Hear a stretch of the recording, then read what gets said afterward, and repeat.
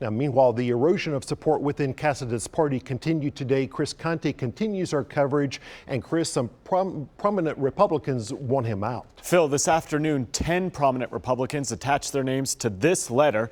It was sent to their caucus chairman today, and it outlines the start of a process that could potentially cost Glen Cassada his position as House Speaker.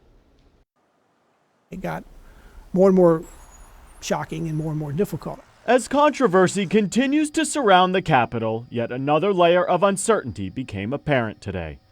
This morning, 10 House Republicans signed their names to a letter addressed to caucus chairman Cameron Sexton. In the letter, those Republicans asked for a special meeting to be called next week to discuss the sentiment of the caucus regarding support for Speaker Glen Cassada.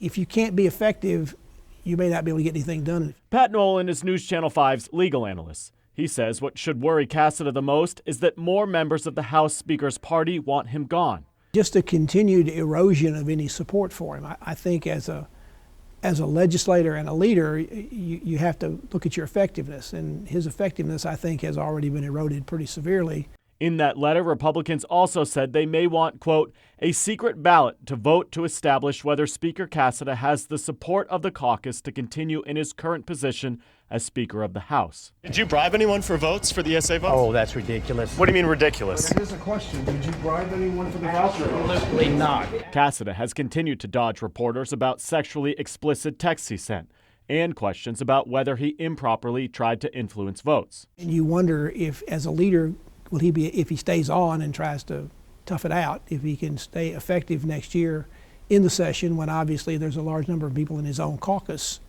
that don't support him anymore. And it is that support Cassada will need if he wants to remain in power. Speaker Cassada does plan to attend that caucus meeting next week. It's worth noting here that even if Cassada does lose the support of his party, it would take a specially called session of 66 House members or Governor Lee to have him removed from office, guys.